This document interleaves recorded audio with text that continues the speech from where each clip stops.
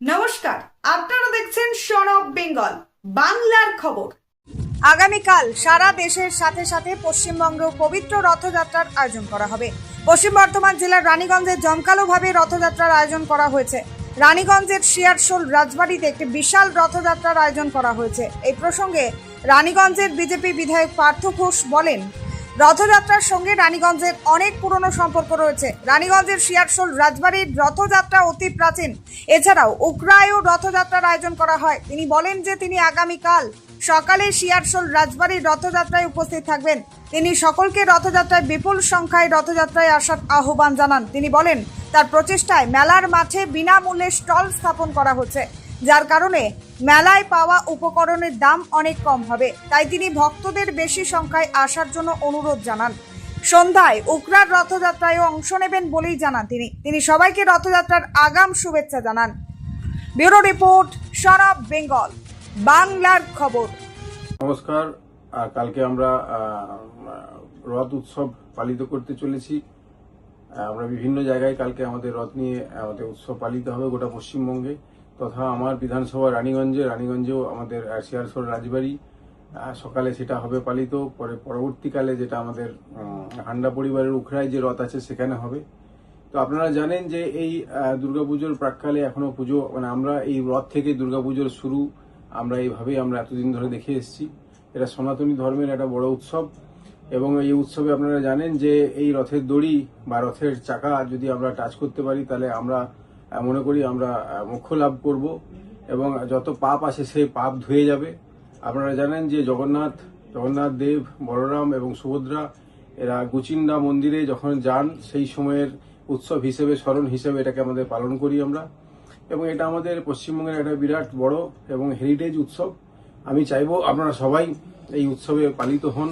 পশ্চিমবঙ্গ মুক্ত হলো বহুদিন পরে, 50 বছর পরে পশ্চিমবঙ্গ মুক্ত হলো। এই মুক্ত হাওয়ায় আমাদের এবারে আমরা খুব আনন্দের সাথে হিন্দু ধর্মের যেসব আমাদের দেবদেবী যেসব আমরা পুজো অর্চনা করি, সরস্বতী পুজো থেকে আরম্ভ করে লক্ষ্মী পুজো, কালী পুজো এবং রথ এবং অন্যান্য যেসব আমাদের ধর্মীয় আচার আচরণ আছে, আমরা এবারে আর আমাদেরকে হাইকোর্টে বা অন্য কোনো কোর্টে যেতে হবে না এর পারমিশনের জন্য।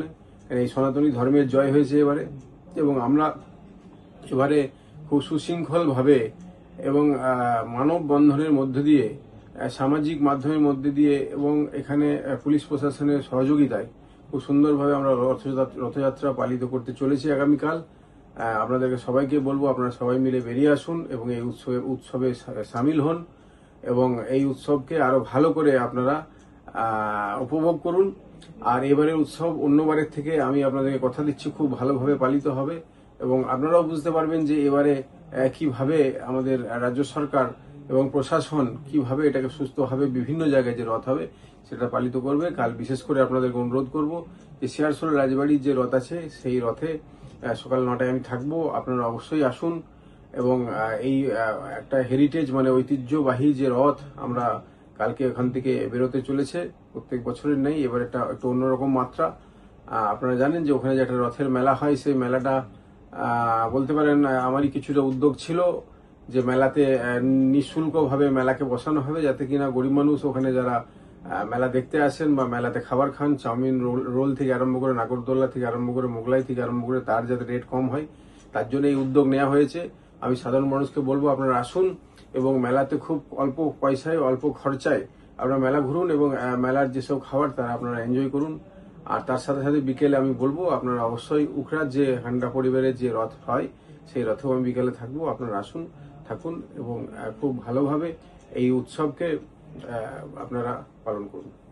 নমস্কার, আপনারা দেখছেন সন অফ বেঙ্গল বাংলার খবর। সন অফ বেঙ্গলের মাধ্যমে প্রত্যেকটা খবর সবার আগে আপনাদের কাছে পৌঁছে দিই আমরা।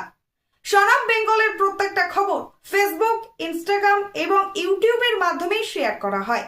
আমাদের ফেসবুক পেজ, ইউটিউব এবং ইনস্টাগ্রাম আপনারা দেখুন, ফলো করুন এবং শেয়ার করে দিন প্রত্যেক সংবাদ প্রেমীদের কাছে। আমাদের ফেসবুক পেজে যান, সেখানে গেলে দেখতে পাবেন রাজনীতি, খেলার খবর এবং বিনোদন জগতের সমস্ত আপডেট সহ লোকাল খবরের খুঁটিনাটি উপলব্ধ। তাই সঙ্গে থাকুন, দেখতে থাকুন সন অফ বেঙ্গল বাংলার খবর।